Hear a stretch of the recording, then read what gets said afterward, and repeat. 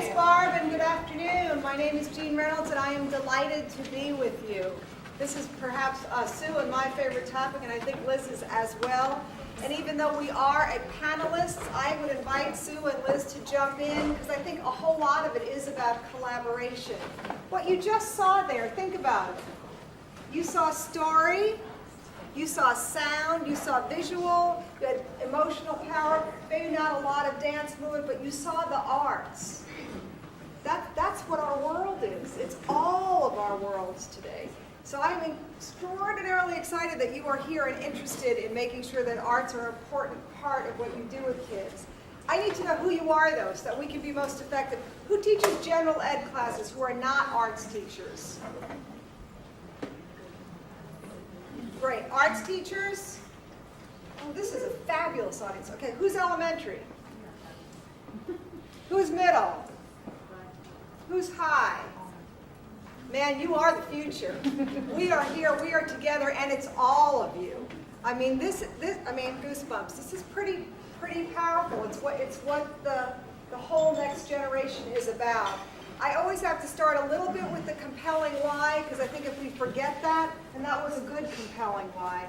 But here's been my week. I spent the first part of the week with the Florida Music Educators Association Summer Institute with a small group of people trying to make change for what music education will look like to get more kids involved. That was incredible. I went right from there to a Florida Art, what is it, Sue? Florida Art Alliance? Yes, Florida Alliance for Arts Education. Florida Alliance for Arts Education. And the Commissioner of Education, Eric Smith, and the Chancellor of Education, Francis Haythcock, were there. And they sat in a room with teachers like you saying how important the arts were. And then what happened is they sat in a smaller room, and folks just like you pushed them on questions and said, you know, this is important to kids. If you put kids in remedial reading 100 times during the day, they don't want to come to school. One woman actually stood up and said, I'm a D or F high school. We vacillate back and forth.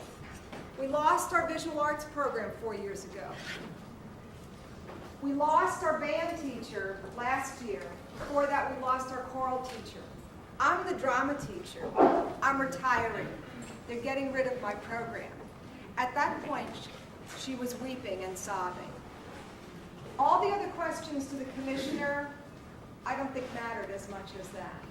We can't let that happen because those kids fall through the cracks. You know, when I was in the classroom, I'd go to conferences, parent conferences, and I'd be sitting there with my math colleague, my science colleague, my language arts person, my social studies person, and me. And it would be a struggling kid, and we'd go around the room, and oh, they're failing, they didn't turn in their homework. I just can't get them to do this, and on and on. It would come to me, and I'd say, all the arts teachers in the room know exactly what I'm going to say. I'm going to say, kid was doing really well. And so today, because we've come full circle, we can all make that child do well in all classes. That's what this is about. It's about finding a way to teach so we can make that happen. You know, one of the things what Barb wanted to do is put this together with a technology piece, because that's maybe part of how we can come together. Look what's happening right here. In a good way. In a great way. It's hands-on and it's terrific. Helps me focus. Well, it does. I mean, she jokingly said it helps her focus, but it does. She's doing hands-on work. I can't tell you the number of classrooms I go in, and I'm ashamed to say, as a supervisor, I'm old. I mean, I'm really old. And so I'm sitting here in some of my classrooms, performing arts classrooms, and I'm there for about 5 or 6 minutes. It's not moving enough. I'm looking for my email. And I'm old. So the fact that our kids are so hands-on, we really, really, really, really have to work with them.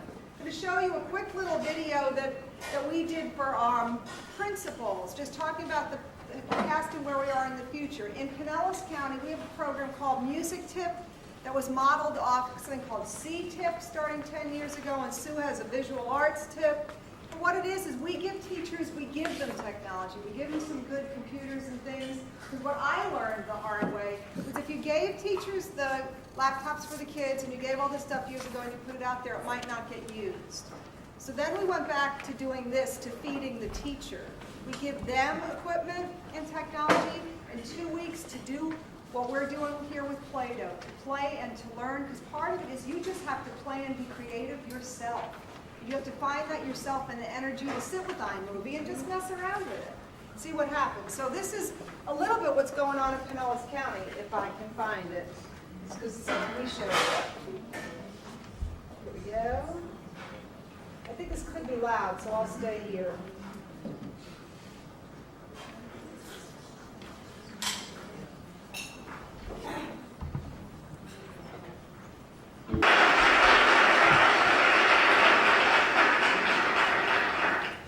So just as important as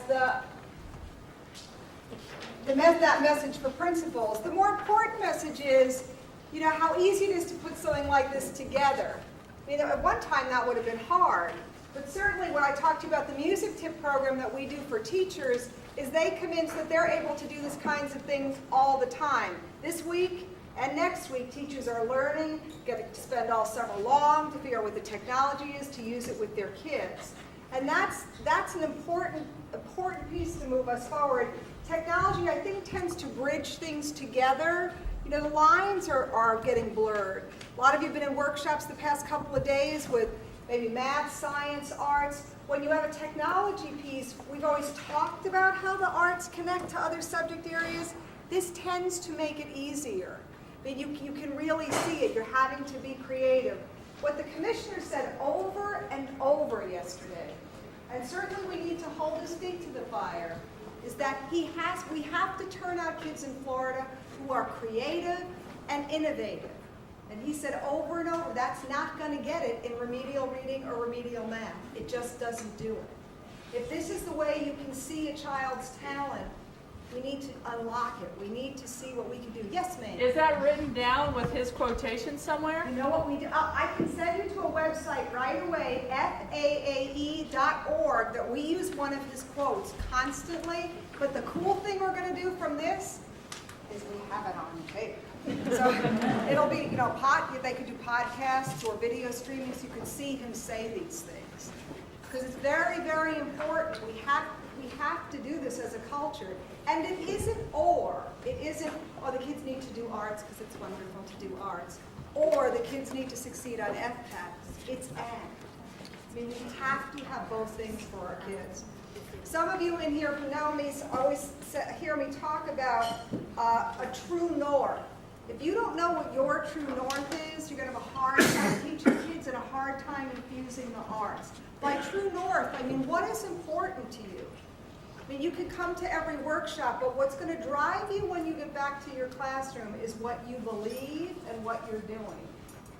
My true north is always, and it came out in the first video, it's not very sophisticated.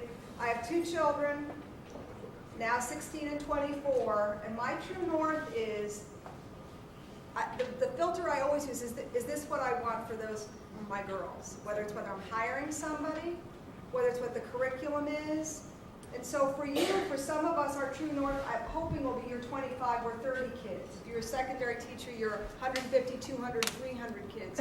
In my day job, it's 100,000 children in Pinellas County. Every child deserves what I want for Eileen and Jocelyn. And in my state role, there are millions of children. And so and no child left behind means the arts. My 2 girls, I would never have considered having them have an education without rigorous arts, ever. Because I wanted them to know who they were, I wanted them to have a way to communicate, I wanted that. And I also knew that they were going to get a bump academically if I did that. So let's do that for all kids.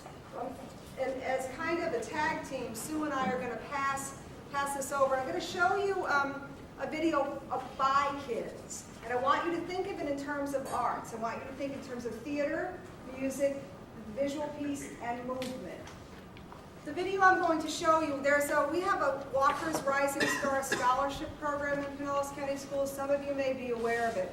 And we award scholarships in traditional arts areas, instrumental music, vocal music, drama, dance, and visual arts. This year we added a video category. And I'm going to play the video, then I'm going to tell you what about the students. Their assignments that you know their assignments. I'm a musician, so I always hear those things. Like, can I name that tune when I hear people's cell phones go off? The assignment was to use one of the Pinellas County commitment to, was it character education, Sue? Character education, one of those character education things, and just to do a video on it. I'm going to tell you about the other two very close videos that almost won, too. Let's see. I think it's this one. Other really great videos, but it was their idea. They found a way to tell a story. Strange thing, guys, the kids who did it don't go to the same school. Bricks and mortar don't matter in education. I mean, where there's technology, you can learn anywhere. There were different schools, another kid taught choreography. So it's an exciting world. I truly, you've made my afternoon rather, by the group of people here, elementary, middle, high, arts teachers, non-arts teachers. If we can all infuse this together, it's going to be pretty powerful what happens for our kids.